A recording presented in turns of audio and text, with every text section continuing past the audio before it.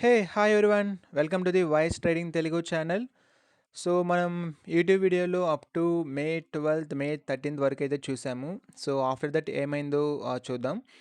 So, మే 13థ్ తర్వాత నాకు ఎటువంటి ప్రాపర్ ఎంట్రీస్ అయితే కనిపియలేదు. సో, మే 14థ్, మే 15థ్ నేను గ్రూప్‌లో అయితే కూడా పోస్ట్ చేయలేదు. మీరు చూడొచ్చు. మే 13థ్ తర్వాత డైరెక్ట్ మే 16థ్ వస్తుంది. ఓకేనా? సో, మే 16థ్ 2:44 పీఎంకి నేను గ్రూప్‌లో అయితే పోస్ట్ చేశాను. Take bitcoin by entry at blue line అని. సో, నో సెకండ్ ఎంట్రీ అని కూడా క్లియర్‌గా మెన్షన్ చేశాను.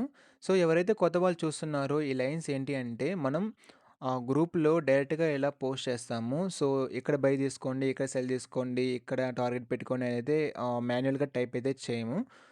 డైరెక్ట్‌గా ఇలా పోస్ట్ చేస్తాము. బ్లూ లైన్ అనేది మనకి ఎంట్రీ, రెడ్ లైన్ అనేది మనకి ఎస్ఎల్, గ్రీన్ లైన్ అనేది మనకి టార్గెట్ అనమాట.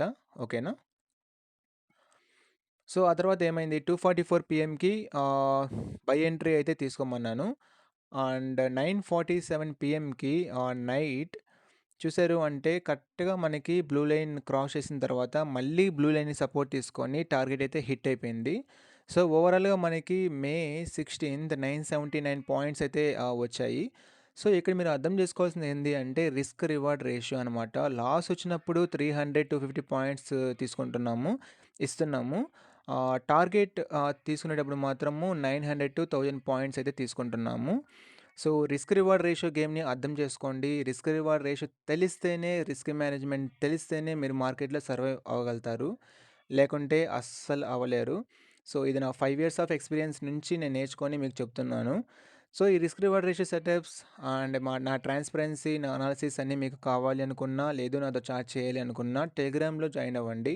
సో, టెలిగ్రామ్ లింక్ అనేది ఈ వీడియో డిస్క్రిప్షన్‌లో ఉంటుంది. లేదా ఈ ఛానల్ డిస్క్రిప్షన్‌లో కూడా ఉంటుంది. So, come on guys join అవ్వండి. అండ్ సీ ఎందుకు జాయిన్ అవ్వండి అంటున్నానంటే ఆల్రెడీ మ్యాక్సిమం అందరూ లాసెస్‌లోనే ఉంటారు స్టాక్ మార్కెట్‌లో. ఈవెన్ నేను కూడా లాసెస్ నుంచే ప్రాఫిట్‌లోకి షిఫ్ట్ అయ్యాను. ఇది మనం ఒక ప్యాషన్‌గా అనుకోవాలి. ప్యాషన్‌గానే వర్కౌట్ చేయాలి. లైక్ నాకు మనీ కావాలి, నాకు మనీ కావాలి మార్కెట్ నుంచి అనుకుంటే మనీ అయితే నీకు అంత ఈజీగా అయితే మార్కెట్ అయితే ఇవ్వదు. ఎందుకంటే నీకు ఎన్ని చుక్కలు చూపియాలో అన్ని చుక్కలు చూపించిన తర్వాతే మార్కెట్ ఇస్తుంది.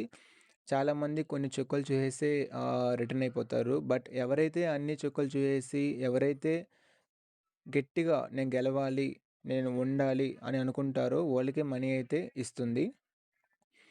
సో, మీకంటూ ఒక స్ట్రాటజీ ఉండాలి. లేదు అనుకుంటే స్ట్రాటజీస్ ఎవరైతే రిస్క్ రివార్డ్ రేషియో మంచిగా ఫాలో అవుతున్నారో వాళ్ళనైనా మీరు ఫాలో అయ్యి మనీ అయితే ఎర్న్ చేయాలి. ఎయిదర్ 2 వేస్. ఒకటి మీకు స్ట్రాటజీ ఉండాలి. స్ట్రాటజీ ఉంటే వెల్ అండ్ ఫైన్. స్ట్రాటజీ లేకుండా ఉంటే ఎవరైతే రిస్క్ రివార్డ్ రేషియో మంచిగా మెయింటైన్ చేస్తున్నారో స్ట్రాటజీ కాదు. మళ్ళీ చెప్తున్నాను. స్ట్రాటజీ కాదు. ఎవరైతే రిస్క్ రివార్డ్ రేషియో మంచిగా మెయింటైన్ చేస్తున్నారో వాళ్ళ దగ్గర ఉండండి. అప్పుడే మీ క్యాపిటల్ అనేది చాలా ప్రొటెక్టివ్‌గా ఉంటుంది.